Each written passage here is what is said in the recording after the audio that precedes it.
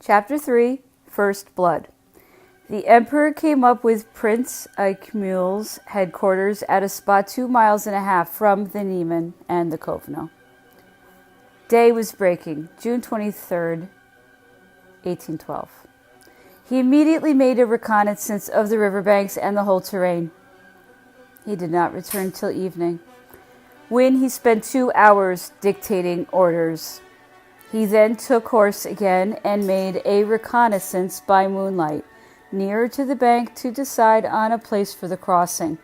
The whole lot of us were left some way behind so as to not draw attention of any Russian scouts who might be on the farther side. The emperor went up and down the bank, accompanied by General Haxo of the engineers. Even that morning, he had been obliged to wear a Polish soldier's cloak in order to attract less attention. When the reconnaissance was finished, he rejoined his staff officers and once more examined the different points to be occupied by the troops. As he galloped through the wheat, a hare started out between the legs of the emperor's horse, Friedland, and made him swerve slightly. The emperor, whose seat was poor, rolled to the ground, but got up so quickly that he was on his feet before I could reach him to give him a hand. He mounted again without saying a word. The ground was very soft, and he was only slightly bruised on the hip. It struck me then that here was a bad omen. Nor was I the only one to think so, for the Prince of Neuchâtel instantly seized my hand and said, "We should do better not to cross the Niemen. That fall is a bad sign."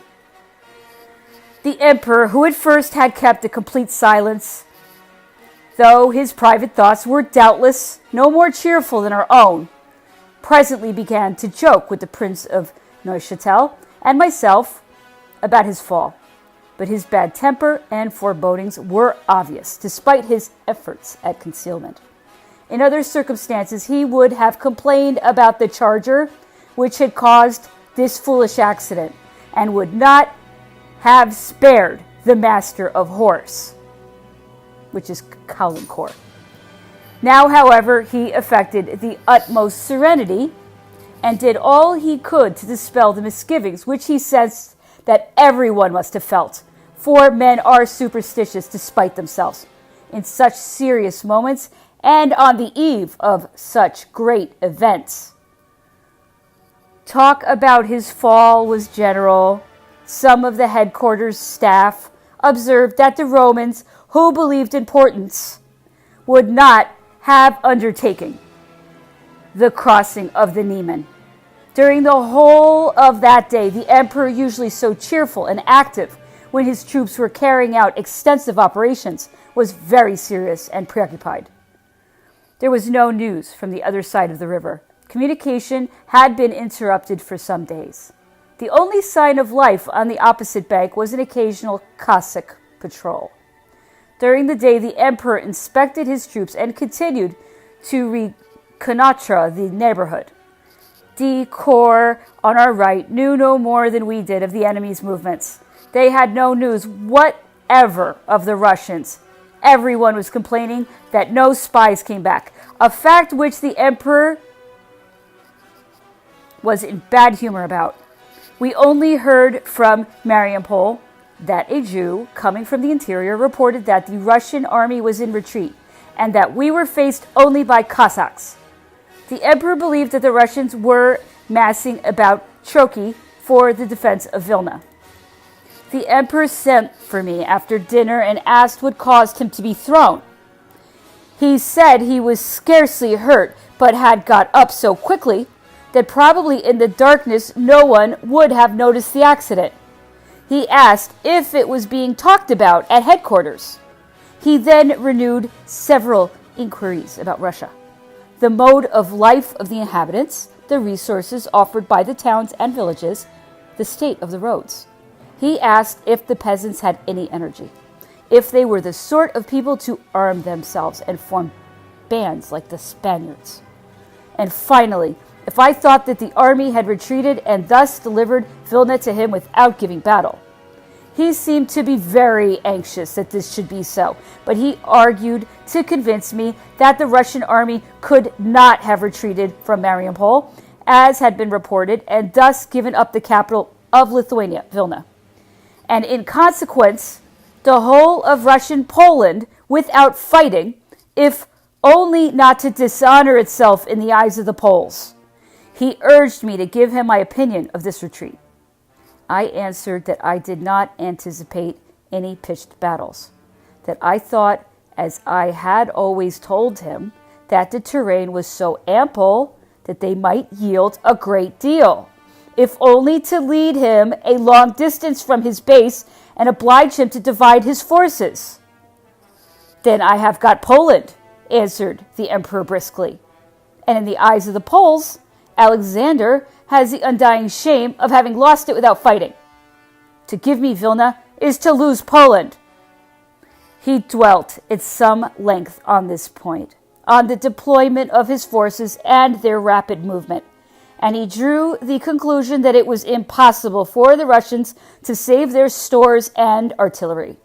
He even believed that some of them would be destroyed through their inability to escape the speed of his movements.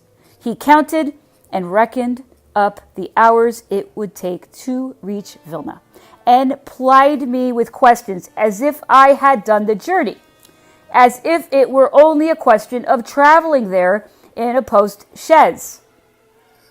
In less than 2 months' time, the emperor said to me, Russia will be suing for peace.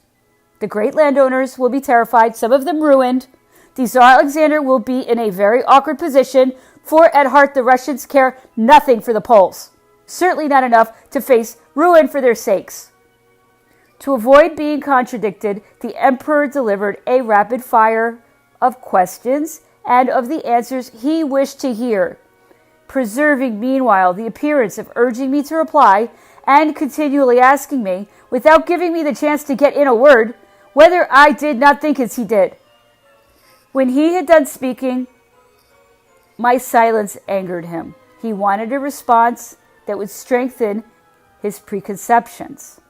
The Niemen was crossed by Murat's division during the night of June 23rd, 24th, 1812. The others followed. The pontoon detachments had been brought down ahead of time within reach of the stream.